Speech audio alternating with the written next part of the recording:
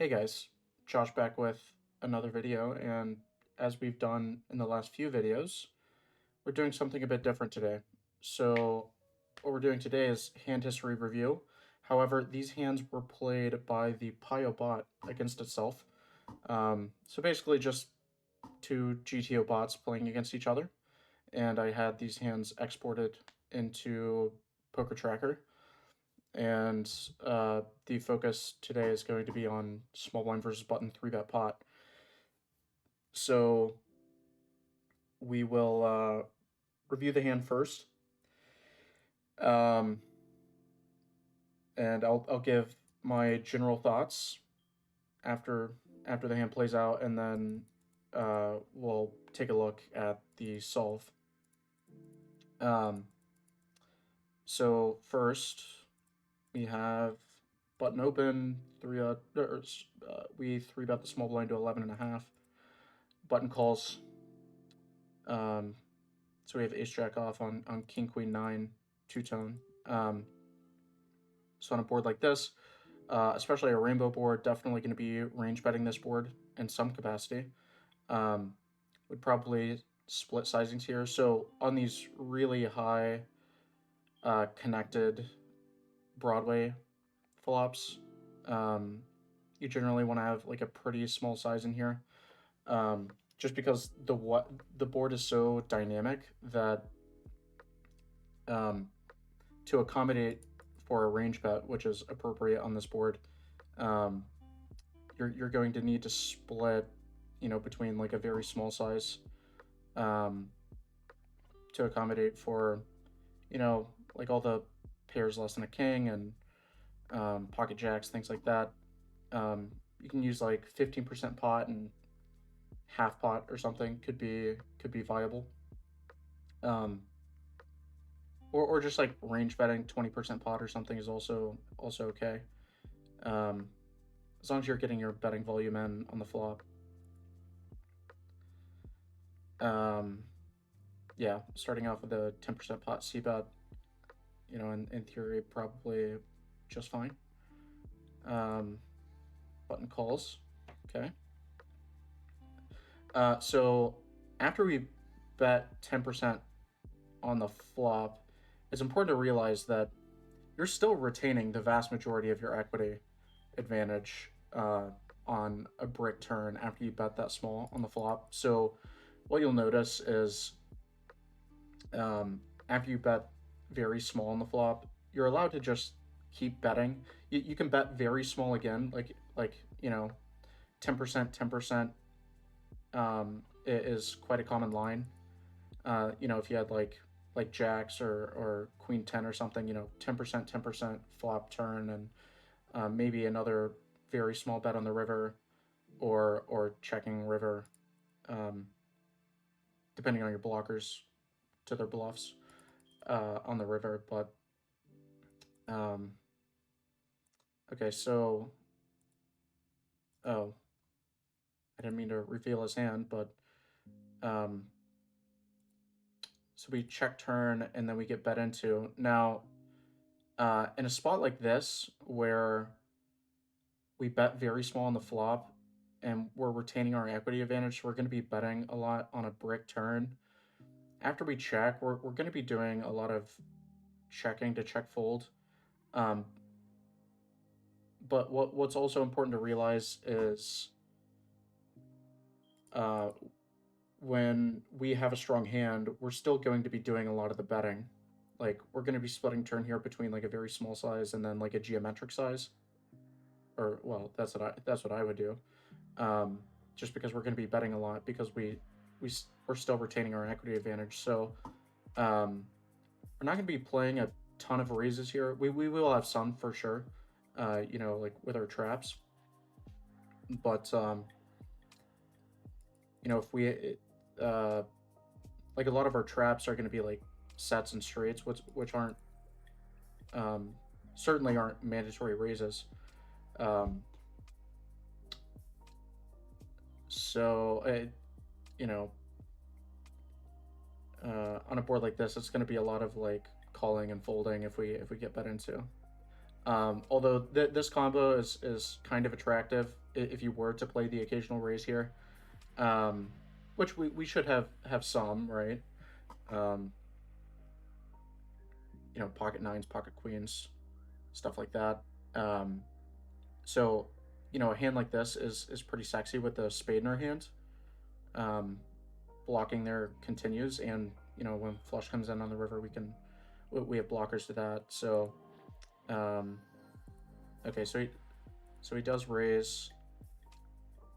I'm just gonna disable this, and then okay, we'll try that. So we raise. Gosh, PT4 can be very annoying sometimes. So we raise, get called, river 3. Now with the spade in our hand, it's okay to give up here. Although, with the jack in our hands, it's quite a reasonable bluff on the river. Although I think, I mean, it's just having the jack, because like when we check turn, he's going to be betting, like he's going to be betting turn, tripling off something like king jack a lot more than like king 10. And then he's going to be calling turn when he gets raised. So reasonable hand to rip it in with. It's just hard to find bluffs on this board, although I think if we had something like 10-9, jack-9, those hands could potentially be better as a bluff jam on the river, blocking 2 pairs and sets. And not to mention when we have a spade in our hand, which is just not good. So yeah, we do check fold the river. So let's take a look at the solve. Okay, so here's the solve for King Queen 9 rainbow, 3-bet pot, small and button. So you'll notice, so this is 10%, quarter, half pot. All of these sizes are okay. You can do what you think is best. At lower stakes, just so it's important to think about the best overall strategy, because your strategy might differ or should differ depending on your villain. So, if you suspect your opponent's going to be, if you bet quarter pot or something, and your opponent's going to be overfolding to some degree, which, with these low pocket pairs, they might, and maybe not do enough raising with hands they should, then, it's viable to, use some strategy a bit heavier with bluffs or those sorts of things. But if you don't think your opponent is capable of exploiting you when you pick a certain size with your hand on the flop, then it's all right. I mean, on earlier streets, you don't want to get too out of line with the exploits, just because it's gonna really fuck up your turn and river strategies. But generally, if you just want to like range bet 20% or something, that's fine, or split like 10 and 40% pot or something. It's also pretty viable. Anyhow, so here goes block call, and then we get like the 5 of spades turn. So notice that we're still doing a lot of betting here. We still have a ton of equity on the turn. So we should still be betting quite often. You'll notice the solver's blocking turn like 50% of the time, 51%, just because we don't really narrow down imposition's range very much at all. Still supposed to be continuing quite wide, so then on the turn,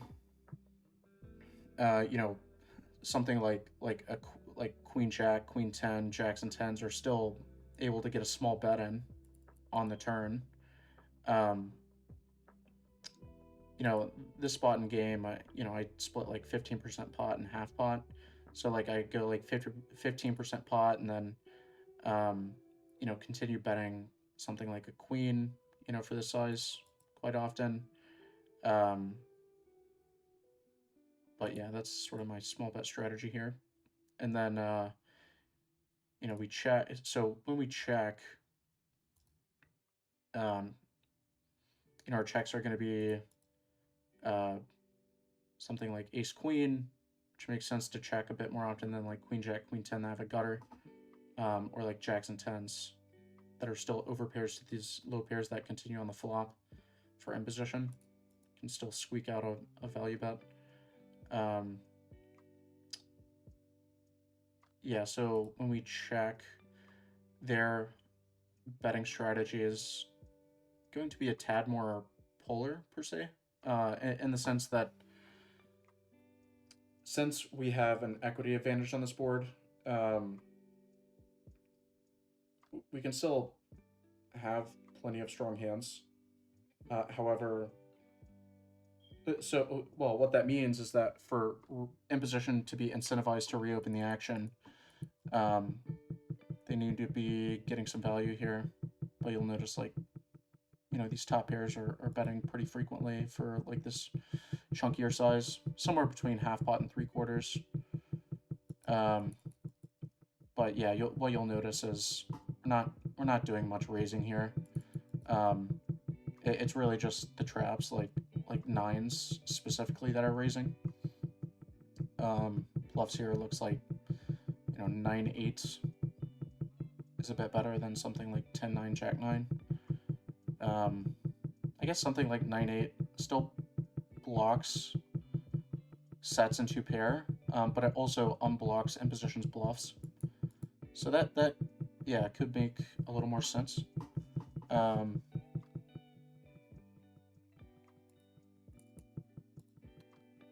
Okay.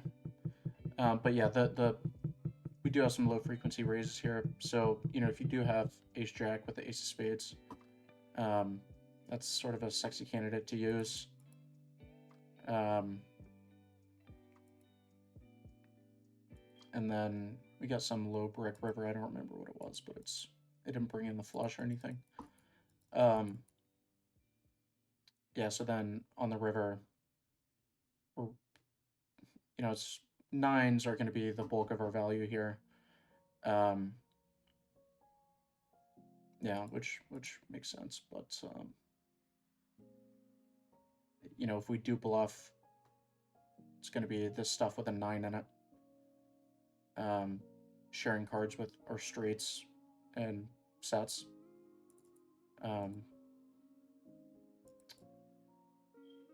So when we jam, this is their response.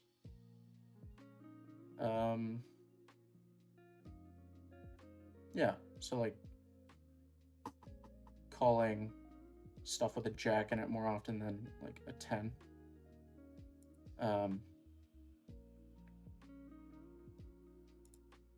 Okay. Not much more to say about this. Okay.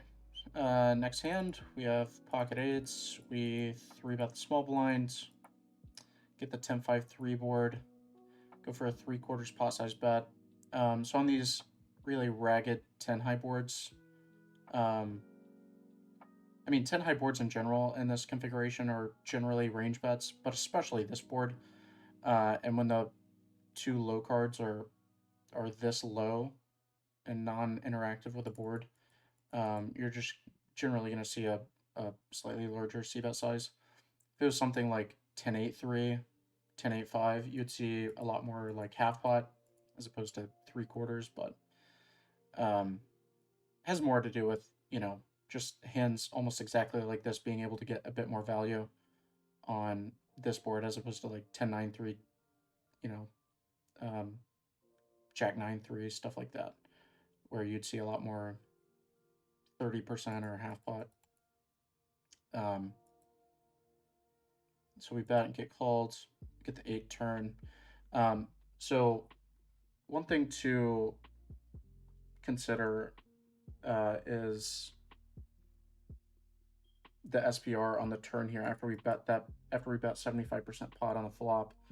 Um, so after we bet big, and not to mention we're range betting, right? So we can have all sorts of air in our flop betting range. So when we get here, we're going to have checks.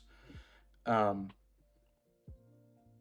so when we have a set on a board this dry, um, generally you're going to want to be trapping just because, you know, we have so many give ups in this line. Um, we're just gonna have so much like king queen off and well, queen jack is gonna bet sometimes, but ace jack, ace nine, or whatever. All those sorts of hands are in range here, so we're gonna have quite a few checks on the turn. Um, and this is just a really sexy one to mix in as a check. You don't necessarily block many checkbacks. However, um, your hand doesn't need any protection really, or hardly any. Um, and when you check turn, your opponent is going to be quite incentivized to put a small bet in for you, just because after we range bet the flop, especially for a big size, and we check turn, um, they're going to be very dense and made hands since the flop was this dry. So there's just not many draws to continue with on the flop. So imposition is going to be really dense and made hands. So when we check, they're supposed to stab quite frequently. So if they have a 10, they're supposed to stab quite often, just to like fold out a lot of our overcard air, and then also get value from like under pairs and stuff like ace 8, ace 5, ace 3. So and then we'll have to check call like some ace king and stuff like that. So a hand like this is works out really nice as a check, um, just because we're supposed to get stabbed into quite often. But if you're in game and you have a HUD on your opponent, and you can see that he's just not stabbing when check two and 3-bet pots often enough, um, or like stabbing when check two and raise lines after you like raise flop check turn, after you check raise the flop, and he's not stabbing very often, um, you know that sort of shifts the incentives with a lot of your hands. Not this one so much necessarily, just because you unblock his bets. Um, but if you had like um, kings, queens, which those hands will mix checks, especially something like queens. Um, you might want to reconsider doing that, just because you're not going to be able to like check and have your opponent bet and then be able to rip it in on the turn often enough. But we do get bet into, and then we jam, which is reasonable. This will be a line in theory that we take quite often since we're checking turn so often. We're gonna do this at some frequency with the vast majority of overpairs, and then our sets. So, and we can also have, like if we get bet into, we're just gonna like rip it in when we have a 10 most of the time. I would imagine. If you have like ace 10, king 10, then, well, I don't know, king 10 probably bets turn, but you get the idea. Get called. It's queen 10 of hearts, so certainly reasonably played by both. All right, let's take a look at the solve. Okay, so here's 10-5-3 Rainbow.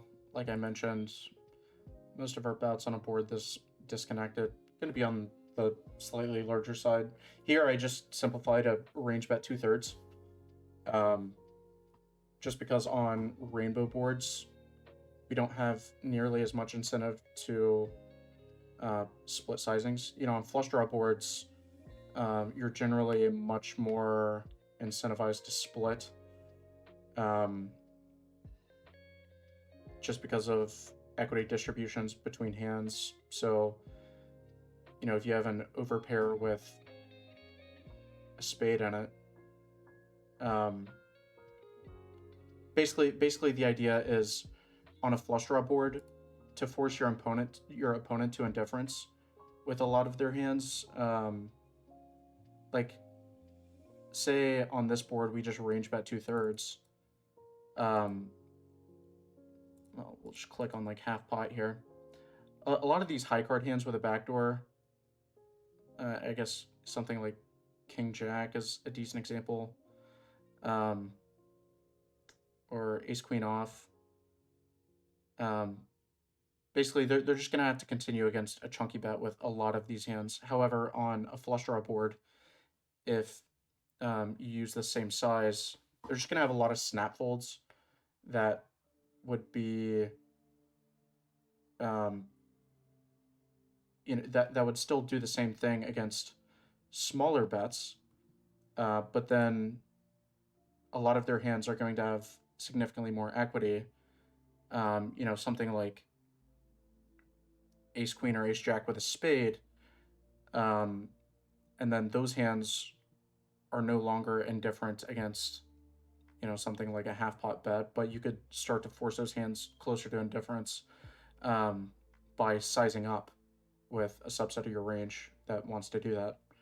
Um, so the idea really is just that on flush draw boards, your opponent is going to be relative, like more inelastic per se, um, against bets. So then your value that wants more protection has more incentive to size up. Um, and then the hands with less equity, like on a board like this, if we had like pocket sevens, but if it was a two-tone board like 10-6-3 two-tone or something, now that hand is more incentivized to keep the pot smaller just because, um, your opponent's continues on the flop are going to have more equity on average on a flush draw board, just because they're going to have an immediate draw to a flush more often when you bet. Um, so you just don't get as much value really with like pocket sevens, just as an example. But on this board, we can bet pretty chunky and still get called by, um, like all these overcards with a backdoor and stuff. So yeah, just an aside there. Um, so yeah, okay. So we bet the flop. Well, we bet 75% pot on the flop, and then get called, and then we get the 8 of hearts turn. Um, so yeah, what you'll notice is we're just doing a lot of checking on the turn, um, because since we range bet the flop, we're gonna have to give up a lot with overcards. Um, and since we're range betting the flop, we also have stuff like Ace King Ace Queen that don't favor betting. Um, so definitely mixing in checks, and then you know if you have like tens or eights, these are both hands, you know, at an SPR this low really benefit from checking. Um, but you know, when we check, we're supposed to get bet into quite often. Um, Notice that a 10 is just betting very frequently, um, just because this is going to be a give up line a lot. So we bet 30% of the pot, and we're folding this often, which is monstrous relative to a 30% bet size. But again, it's really just because we have so many give ups.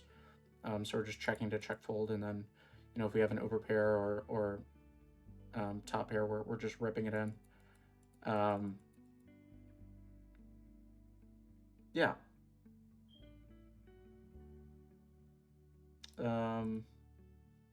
But yeah, if we have something like eights, you can really do whatever. Like when you have a set at this SPR, um, you just need so little protection. Um, but something also to consider is how thin your opponent is going to go on the river. So after we check call, so we get like a deuce. So notice our range is just a lot of like 8x that we turned and check called, and then it's going to be like ace king ace queen, really, then like some queen jack. But when we check, because we check jam the turn with our overpairs and 10x, imposition's supposed to go real thin for value here. So like even if they have nines, they have a pretty slam dunk value bet here. Just because if we had a 10, we're supposed to rip it in on the turn, and then so our check call range is just going to be a lot of ace high and traps. So if they have a 10 or pocket nines, you'll notice even something like ace 8 is not that imposition should bet turn with ace 8, but if they did, it would still be a plus EV value jam on the river. Just because of how capped we're supposed to be as out of position. So all things to consider. So if your opponent isn't going to go thin enough on the river, then we should be ripping it in with eights on the turn. Because like think about how EV is calculated, right? Like if like the EV of call, so we have this EV of raise here in theory. So then you have to consider, well, if like the EV of call is really just how much you stand to make on the river, because after you call, the action's closed on the turn. So and we're not going to be doing a ton of donkey on the river. So really it's just like the EV of call for something like pocket eights is really just how thin is my opponent going to go on the river for value. So yeah, if you think they're gonna like get scared and check back a lot on, check back at 10 a lot, then you should probably just rip it in here. For reference, we can look at a few different rivers and take a look at how thin imposition is supposed to go. So on a flush completing 6, a good bit of the 10x is just definitely a value jam. Maybe a 9. Yeah, it gets a bit more hairy.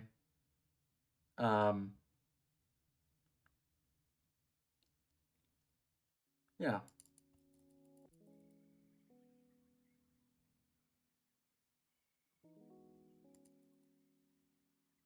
But yeah, just something to consider. Okay, let's look at the next hand. Okay, so here we 3-bet the small blinds, get called, queen 6-5 two-tone. Now, first thing that should stick out to you, if you've studied this configuration, is that queen high boards generally are not very high frequency range bets. The reason for that is imposition's going to have like all 16 of the suited and offsuit combos of ace queen. Stuff like ace jack off, ace 10 off. Those are going to start to like mix 4 bets. So a queen is just it in terms of combos in the imposition range. the queen hits the button a lot harder, relatively, than other cards. And especially when the board is, the two low cards are quite wet, and it's a two-tone board. It's sort of the epitome of a flop where if it's, oh, I just realized I have my PioView on OBS. Let me switch. Yeah, okay, that should be better. Um, but given how wet and dynamic the board is, and especially since it's a queen high board, we should be doing a lot of checking on this board.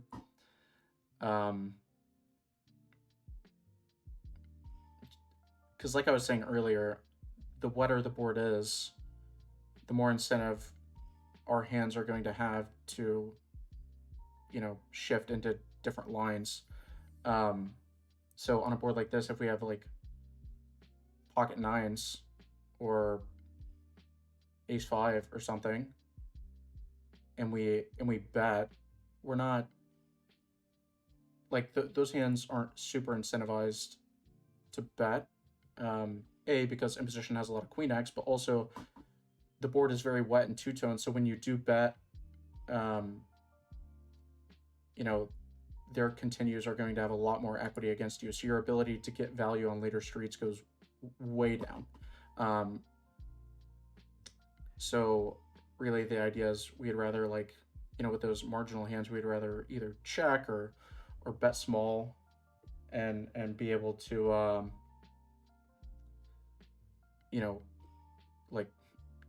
check flop, bet small turn, bet small river with like some of those more marginal hands. 6-5 is kind of an interesting one. If we, on a board like this, we do unblock their bets, which is nice. And since the queen hits the button pretty hard, they're allowed to bet at a decent clip. So they should be betting those middling pocket pairs under the queen a lot more on this board than say like king seven deuce, where if we check, they're not going to bet into us too often just because the king hits the small blind a lot harder. So okay, we do check. Goes check check. Get the 5 turn.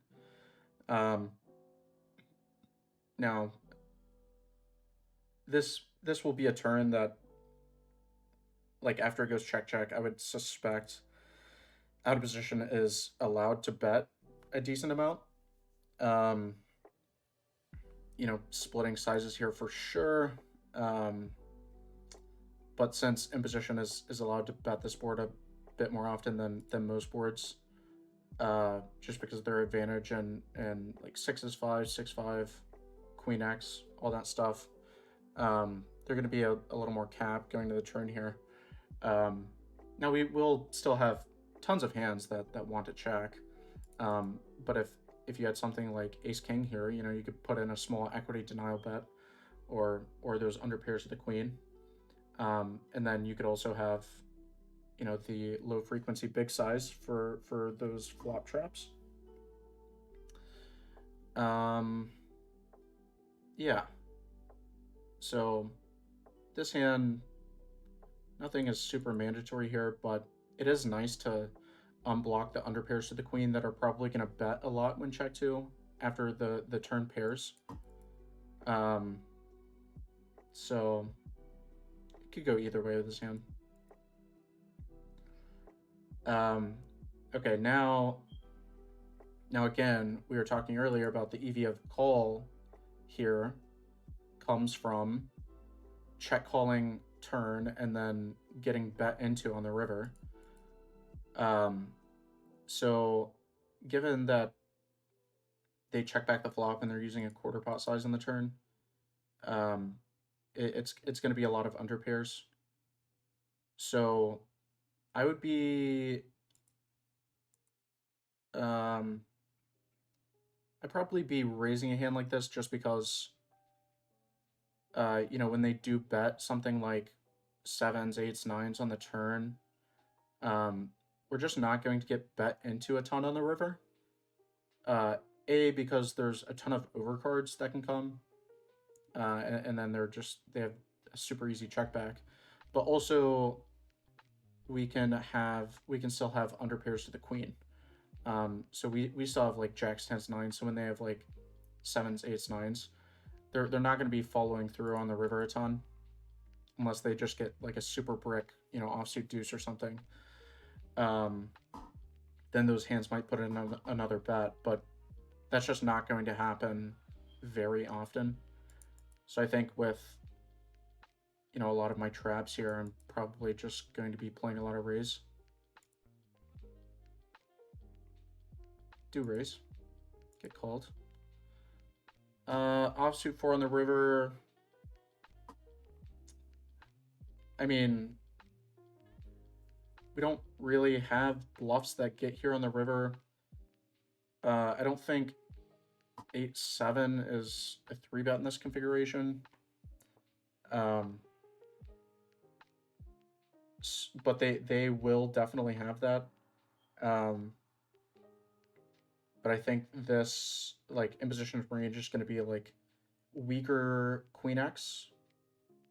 I think like queen jack would bet the flop a lot, just because it's like the strongest queen with an undercard. So it'd be like, king queen and like queen 10 would be the queen X they have here, and then the underpairs. But their underpairs could definitely, well, we'll definitely have to call off at some frequency. Just because they're not going to have enough queen X to just pure fold those pocket pairs after they check back the flop. So I'd imagine we just jam a lot here. Oh. Oh, he folded. Okay. Okay, he had tens. So that makes sense. That makes sense. Okay, let's take a look at the solve. Okay, here's queen 6-5 two-tone. You'll notice we're just not doing much betting at all.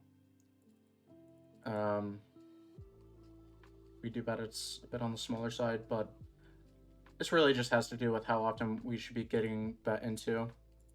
So we're getting bet into over half the time here. Certainly going to incentivize us to check.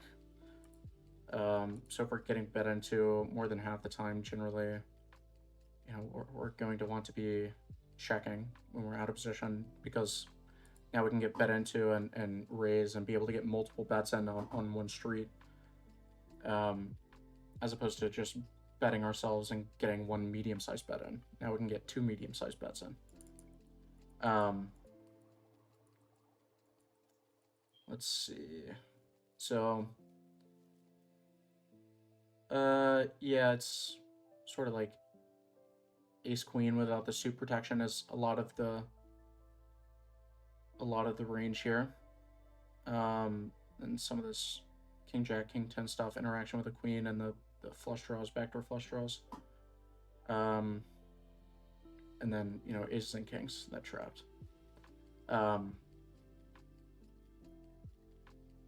Okay. But it goes check check, and then we get the 5 of clubs on the turn. So, yeah, this really ties in with, well, I'm not sure exactly what I said earlier, but I think I mentioned something about splitting. I definitely thought there would be a good bit more blocking here with these underpairs. But I think that also has to do with how less frequently imposition is supposed to bet on the flop here. I thought they'd be betting a bit more often than this, but yeah, interesting. Okay, so anyhow, yeah, we're just checking the turn a lot because it's a queen high board, and none of our hands improve, which is something to consider. Um, but yeah, we probably wouldn't start blocking until we get like a higher card or a Broadway card. Yeah, so on a 9, well now we turn a decent amount of 9x. A 10, yeah, you get the idea. The higher the card, the more betting we're gonna do, the more splitting we're gonna do. But if it's just a total brick like this, um, it's gonna be checking a lot. Um, and then when we do bet, it's gonna be like this geometric size, like a small overbet. And then jam river would be our standard value line here. So we check and then yeah, so like now a lot of these under pairs are going to start betting, and then the queen x that they didn't, or the queen x that they check back turn with. I thought something like queen jack would bet a lot more often than like queen 10 king queen. I mean, king queen's certainly reasonable just because we're going to have a lot of weaker queen x, like this weaker queen x that isn't going into this geometric sizing scheme. Yeah, that's interesting. Yeah, so check, bet. Yeah, so gonna be playing a good number of raises here. But you know, since the flop went check check, the SPR is still a bit higher. So you know, if we do have, if we have a set, well, a boat, you know, these hands are, you know, more incentivized to raise because the SPR is higher. However, the board is. Remember, we were talking about the EV of a call, right? The board is dry enough where, or I should say, I should say that because the board is so dry, they're going to bet thin on the turn, and then going to the river's going to go check check a lot. So I think those are two big reasons. Like with our nutted hands, we're playing more raises than you might think. Like, you know, top set is, you know, generally you would see a hand like this just like do a lot more check calling, and you wouldn't see much raising out of a hand like this. But yeah, even our queen x is like check raising a decent amount, just because we're not getting bet into enough on the river with weaker hands. So we play this, get like a 4 on the river, I think. Yeah.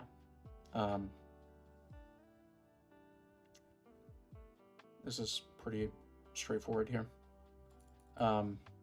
Also, it's important to find hands like ace king on queen high boards, even though we're doing a lot of delaying and checking on earlier streets with a hand like this. In you know, on later streets, you're gonna have to find a lot of aggression with a hand like ace king because it double blocks their strongest queen x. So ace king, even though you might say, oh well, it has showdown value or blah blah whatever, it also has the strongest blockers to their top of range. In addition to the fact that you're sharing cards with your value.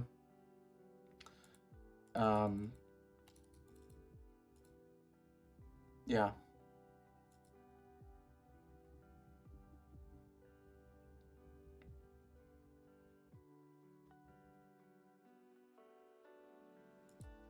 Okay.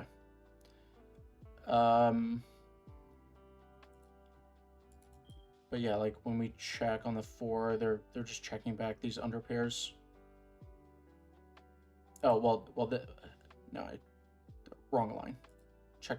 I meant to look at this line. On the 4, I would imagine. Oh well, they're. I guess 8's blocking the straight, but yeah, these under pairs are still just checking back, which I thought like 10s and 9s could start to go for a bet, but again, it has to do with what I was saying earlier about us having like these jacks and 10s. So then when they have like these lower under pairs, they're not very incentivized to bet here. Just because we're going to be check calling the turn with these higher under pairs. Yeah. Okay. So that is going to do it for today, but I hope this video is helpful. Again, if you guys have any questions, comments, drop a comment. I'll definitely reply to it. And again, please like and subscribe. Any interaction with these videos definitely helps the YouTube algorithm as far as the visibility of my channel. I got decent number of likes and a comment on the last video, and that definitely helped. So I appreciate it. I'll talk to you guys next time.